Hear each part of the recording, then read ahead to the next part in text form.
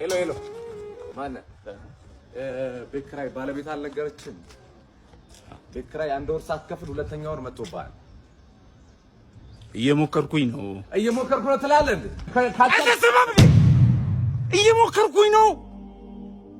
ያንተን ቤት ኪራይ ልከፍል እየሞከርኩኝ ነው የልጆች ትምህርት ቤት ልከፍል እየሞከርኩኝ ነው የሚበሉት አጥተው እየሞከርኩኝ ባለቤት ለማውጣት ሰው አይደለ እንዴ ይኸው ተመልከት ይሄ